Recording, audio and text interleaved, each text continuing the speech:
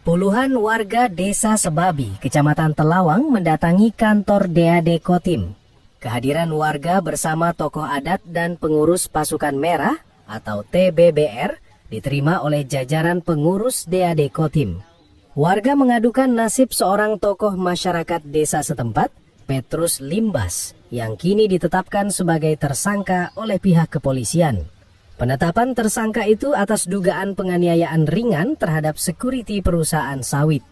Warga menilai penetapan tersangka ini janggal karena tidak disertai bukti fisik yang kuat. Sehingga warga menganggap hal itu merupakan bentuk kriminalisasi terhadap warga yang menuntut hak plasma serta ganti rugi lahan. Dalam pertemuan itu, DAD Kotim menegaskan akan pasang badan dan meminta aparat penegak hukum untuk lebih objektif. Pihak kepolisian diminta tidak melakukan penahanan karena dikhawatirkan memicu gejolak sosial di masyarakat. Kita bersama lembaga adat lainnya, ada DIAD, ada Damang, ada Pertamak dan Jadi Kecamatan akan ikut memperjuangkan ketidakadilan ini. Gitu. Jadi kita berharap kepada Polres Kotim jangan sampai melakukan penahanan. Ini berdampak yang cukup bagi masyarakat kita nanti. Ini presiden buruk juga.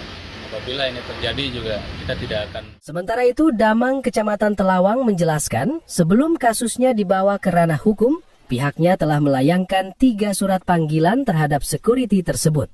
Namun panggilan itu tidak pernah dihadiri. Setelah sehari setelah kejadian itu, saya mendapat laporan dari masyarakat.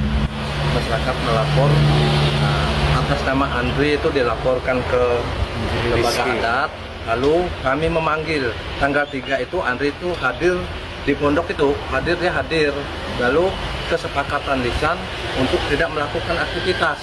Namun tanggal 4 itu dia membawa orang satpam kurang lebih 300-an, ada TNI, ada Brimob juga.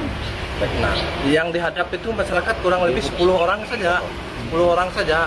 Nah, kami tidak ada melihat kejadian seperti yang diadukan mereka itu, dan saya yakin Petrus Limbas itu tidak ada melakukan penganiayaan, saya yakin. Lalu setelah menerima laporan, saya sebagai Damang Kecamatan Telawang itu memanggil Andri sampai 3 kali dan tidak pernah dihargai.